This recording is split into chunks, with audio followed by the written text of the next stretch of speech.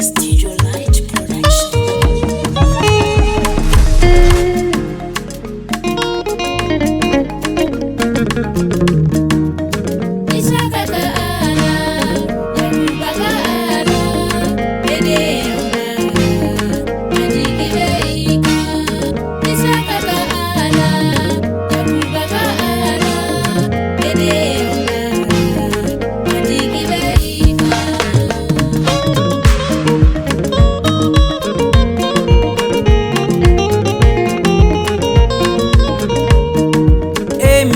Musa deme Israeli dum belabo misira jamanana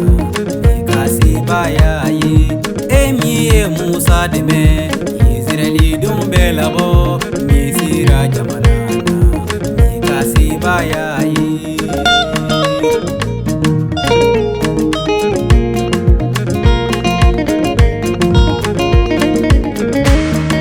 emi Musa deme Giblejetike mikasi bayayi anjiki beika Isaka ta'ala Yakuba ta'ala Ede umara anjiki beika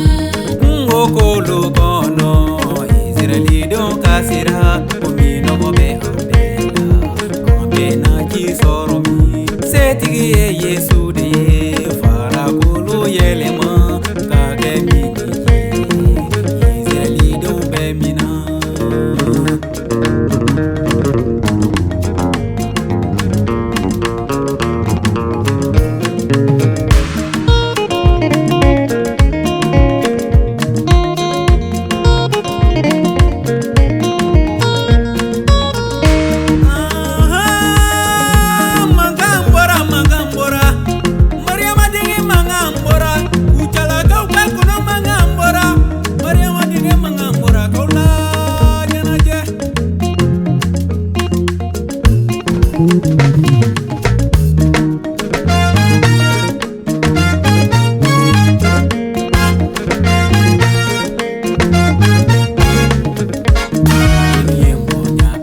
dia alaka duba awbe awye kono de me walisa kono kado milida minu yembo nyakan la dia alaka duba awbe awye kono de me walisa kono kado milida